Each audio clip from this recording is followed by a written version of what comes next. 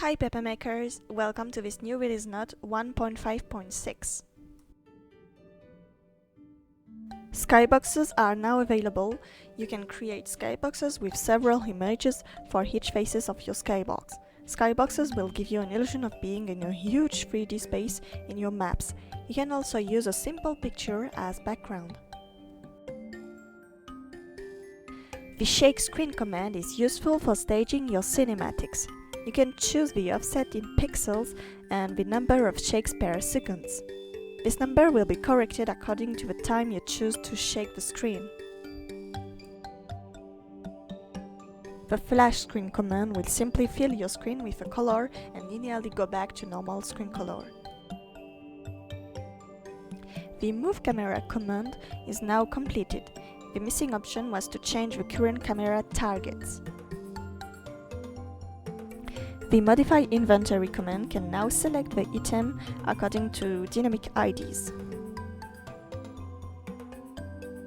The change state command was updated so you can now choose the map and the object. The move object command was updated with change graphics option. You can choose if you want the graphics to be changed permanently, so it keeps the state even when saving in-game. There's now an example project available here. This project is reinitialized each time you restart the engine, so your progress won't be saved. This demo is pretty small, but will be updated after each new update. In Systems, in System tab, there's a new option called Map Frame Duration, to choose how much time it takes in milliseconds for a character animation in map to go to the next frame. There are now two new languages available for RPG Papermaker, Japanese and Chinese.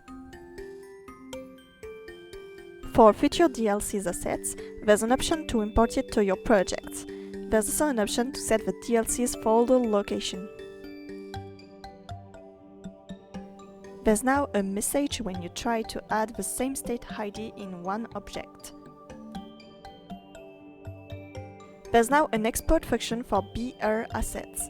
This can be useful if you want to get the assets templates.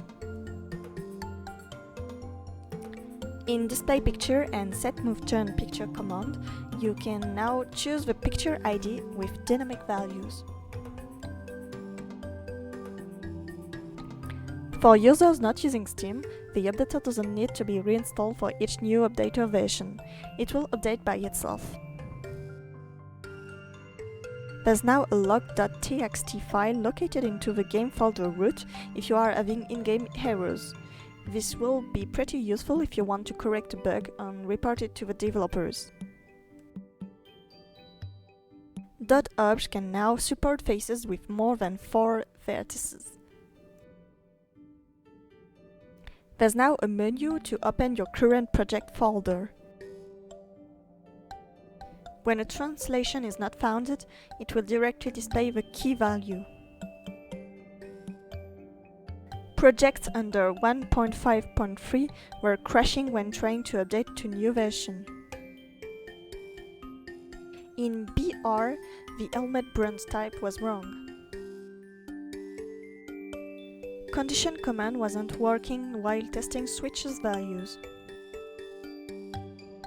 Editing animation picture was editing tileset picture.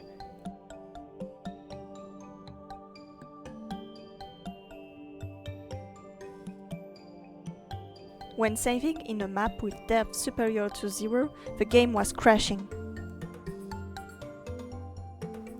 There was a Physijs error when leaving a map in certain conditions. Move object command ignore if impossible option wasn't working.